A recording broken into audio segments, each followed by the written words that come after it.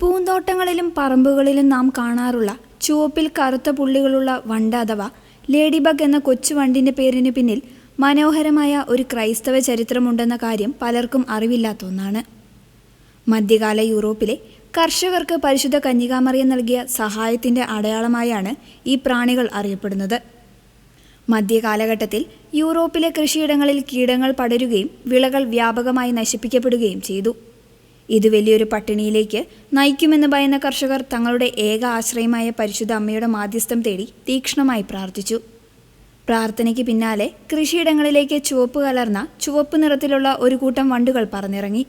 ഇവ ചെടികളെ നശിപ്പിച്ചിരുന്ന കീടങ്ങളെ മുഴുവൻ തിന്നു തീർക്കുകയും വിളകൾ സംരക്ഷിക്കുകയും ചെയ്തു.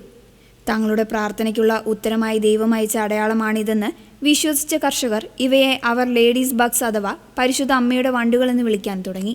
ഈ വണ്ടിൻ്റെ രൂപത്തിന് വിശ്വാസവുമായി ബന്ധപ്പെട്ട ചില വ്യാഖ്യാനങ്ങളുണ്ട്. ഒന്നാമത്തേതാണ് ചുവപ്പ് നിറം. ഈ ചുവപ്പ് നിറം പരിശുദ്ധ അമ്മ ധരിക്കുന്ന മേലങ്കിയെ സൂചിപ്പിക്കുന്നു. രണ്ടാമത്തേതാണ് കറുത്ത പുള്ളികൾ.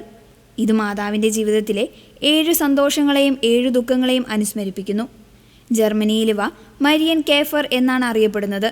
ഇതിനർത്ഥം മറിയത്തിൻ്റെ വണ്ട് എന്നാണ്.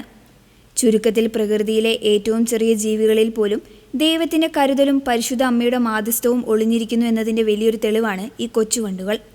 ഓരോ ലേഡി ബഗിനെയും കാണുമ്പോൾ അത് കേവലം ഒരു പ്രാണിയല്ല, മറിച്ച് കർഷകരുടെ പ്രാർത്ഥനയ്ക്ക് ദൈവം നൽകിയ ഉത്തരമാണിതെന്ന ചരിത്രം നമ്മെ ഓർമ്മിപ്പിക്കുന്നു.